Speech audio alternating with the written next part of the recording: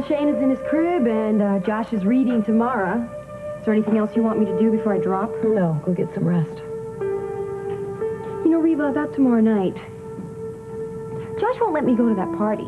He said I have to stay here and babysit. Well? Well, I think that it would be an awful shame to waste that opportunity. For what? Well, I think that it would be so good for Dylan if Justin could see him surrounded by his whole loving family, Mara and Shane included. A big, happy family. Right. Of course, I wouldn't want you to get in any more trouble with him. Trouble? Well, you know, I mean, for going against his orders or something. Harley, has Joshua said anything to you about me? Well, we don't talk much, you know that, Reva. But you would tell me if he did, wouldn't you? Well, you're the one who hired me. That's right. Which is why I've decided that you should take Shane and Mara to the party. Really? Mm-hmm. Dress them in their Sunday best. You too. Well, you know, I do have a dress. It couldn't possibly compare to yours, though. Well, then let's go through my closet. I must have something that'll fit you. Reva, great. Oh, yeah. Take whatever you want. I'm going to get rid of all this stuff anyway. I am into brighter colors now. Reva, this is so great. Thank you. Let's see, what else? That white one is a great one. Good night, Harley. Right. Good night. Night. Where's she going with those? Well, I know how much you don't like to see me in the same thing all the time. Besides, she lost all of her clothes in that fire, and I thought it was a neighborly thing to do. Unless, of course, I have to get your permission to clean out my closet now, too. Reva, I think we should have a little talk.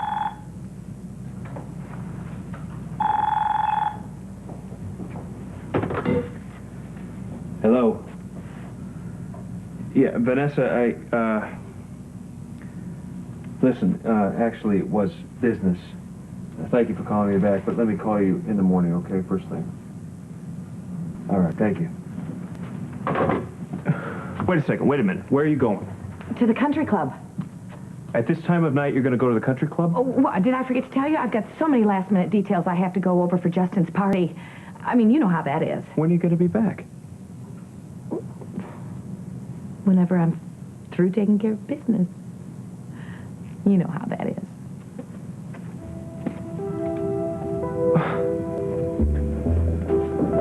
Reva! Hi, sweetie. I thought you were in bed already. I couldn't sleep. Well, look, why don't you see if you can find Harley and have her read you a story or something, all right? I tried, but her door was locked. Let me stay here with you, Daddy. Please. Okay. Come on.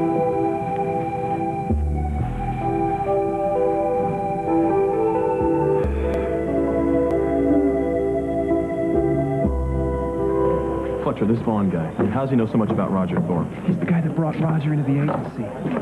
Taught him everything he knows. But I'll bet you one thing, that guy Vaughn, he's not just sitting around waiting for his pension check. Well, I can find out for you. All right, great. But listen, Frank, be careful, because this guy might be better than Roger. You want me to find out anything specifically? Yeah. How long he's in town for, and every place he goes. Get moving. Okay, Get you got it. started. I'll be in touch, okay? All right, sir. The fact that most men feel compelled to prove their superiority to women is only an admission of inferiority. Whatever you say, Gloria Steinem. And that is more defensive posturing, which only proves my point. Vanessa, hi. Hi, How are you doing? Vanessa. Well, my goodness, it's true. You're back. Good to see you. Wonderful to see you. Boy, you are looking more beautiful than ever. How could Ross ever let you go? I don't know what to say. Well, I guess you're still the charmer, aren't you?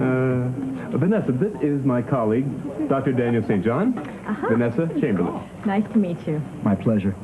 Well, I'm sorry. I didn't mean to barge in on you. We'll talk later. Bye-bye. Vanessa. Yeah. You were once a member of the Lewis clan. Could you tell me a little bit about Reva and her son? Oh, well, they're wonderful people. Reva is probably not like anyone you've ever met before. She can be exasperating, she can be exhausting, but I like her, and I admire her. And Dylan? Well, Dylan's had a hard life, you know, and so that accounts for a little bit of the rough edges. But he's a very fine young man. And I think he loves Samantha a great deal. Mm-hmm. Well, you wouldn't be, any chance, prejudiced because you were married to Billy Lewis now, would you? I don't think so. Although I do see a lot of Billy and Dylan. Well, I guess that's encouraging. I don't know. No, I should have known. Sweetie! Hi! Hi, Reba. What a surprise. Well, you know me, I'm full of them. Yeah? And who are you? Oh, this is Daniel St. John. He's an associate of my father's. Oh, nice to meet you. Well, Well, Vanessa, I see you found my guest of honor. Yes, we've just been saying how we haven't changed a bit. no, not true. I just told Vanessa that she was more beautiful than ever. Well, it's nice seeing you again. I can't tell you how much I'm looking forward to tomorrow night. Now, I don't think you should have gone to so much trouble. It wasn't necessary. After I bombed in Bombay? Oh, yes, it was. That's very kind of you. Excuse me, I have to go take care of the check. Night. Nice to see you. Why did you join us for coffee? Oh, no, really. There's so much to do and so little time to do it in. Hey! Well, Dance music. You want to help me practice for tomorrow? okay. Okay. All right. You haven't seen me do the La Bamba, have you? Lambada. Vanessa, are you sure you can't stay for a cup of coffee? Oh, no, I'm sure. Thank you very much. I've got a busy day tomorrow. Oh? Why? Well, because I work for your husband. He's an absolute slave driver. I've got a meeting in the morning unconscionably early. You two are pretty inseparable, aren't you? Well, I don't know. I suppose we're both first people in the office in the morning and the last to leave at night. Well, I hope you're not too busy that you're going to miss the party. I wanted to talk to you about that. I don't, I'd love to go to the party, but I don't think I should. You know, it's Billy's night. It's Dylan's night. And Nonsense. You have to be there. Just wouldn't be the same without you.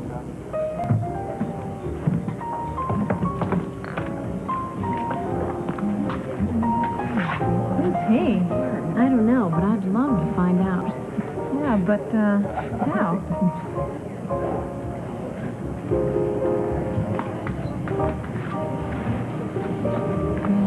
Oh, dear, where did that ball go?